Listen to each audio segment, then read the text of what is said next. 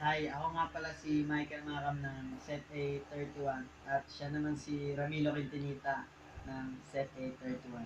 At andito po kami ngayon para po ituro sa inyo kung paano mag-install ng operating system ng Windows XP.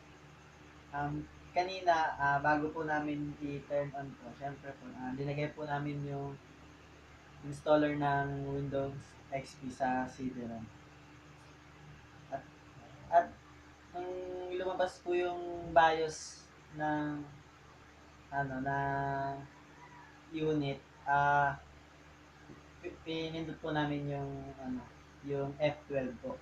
Kaya po may lalabas po doon na path na pwede nyo na isa-select nyo po yung CD CD yung CD-ROM na At, at ito po ang lalabas pag click nyo po ang path ng CD-ROM. ano yun po natin. Yan, ilalapit po namin. Wait. Ayan, kung nababasa nyo po, to set up Windows XP, kailangan po natin i-press enter po.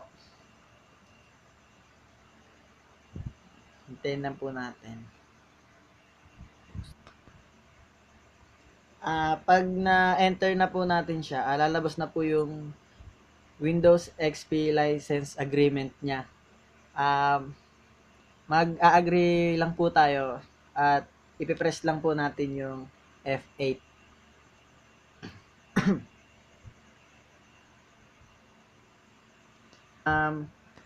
Napindot na po natin yung F8 at may lalabas po na ayan po na Windows XP Professional Setup.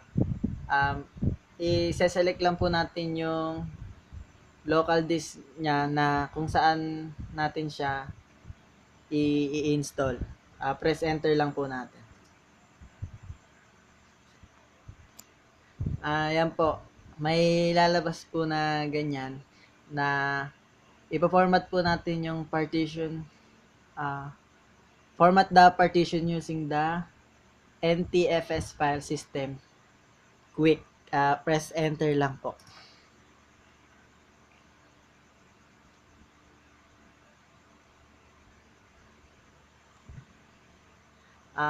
To format the drive, press F.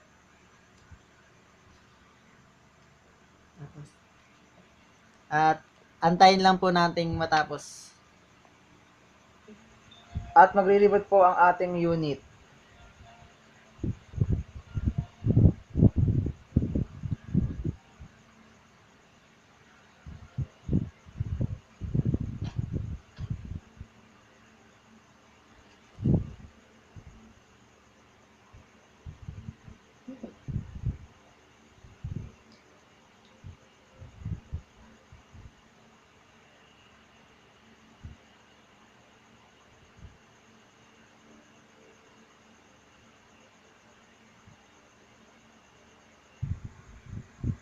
At may lalabas po na regional and language option. I-click lang po natin ang next.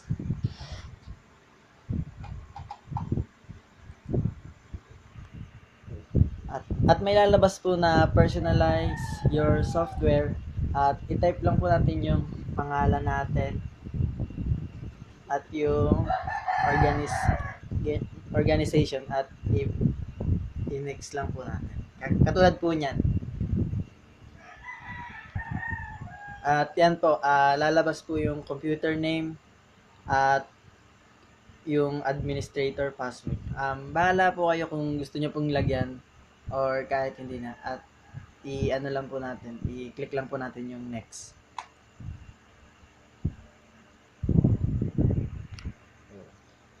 At lalabas po yung date and time settings. At click lang po natin uli yung next. At lalabas po yung networking settings at i-click lang po natin uli ang next. At may lalabas po uli na work group or computer domain at i-click po natin uli ang next.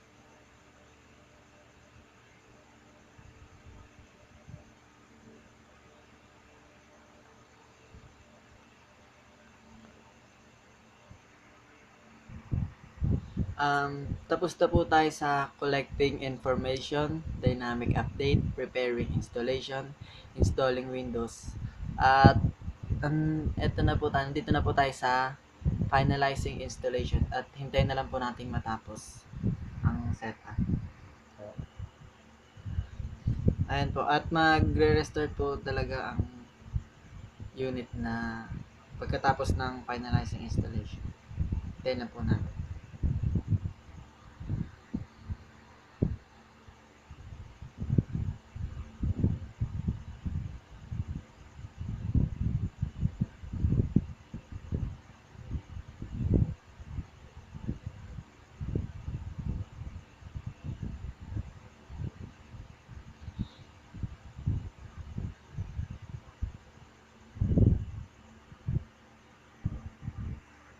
At i-okay lang po natin.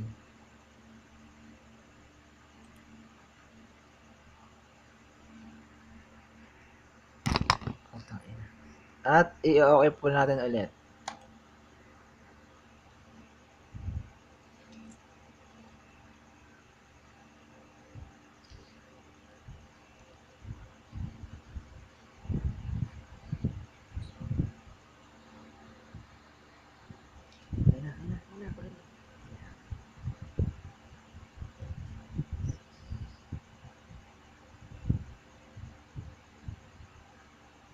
At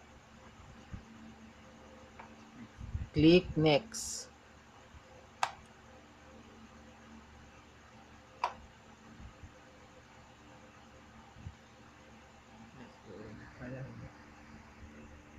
At i-click lang po natin ang recommended help protect my PC by turning on automatic updates now. At i-click po natin ang next.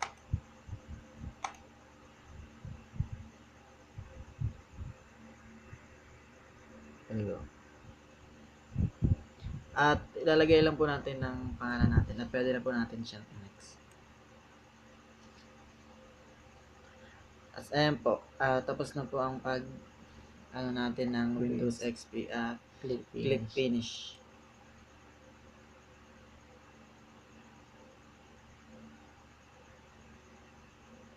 Ayun na po siya.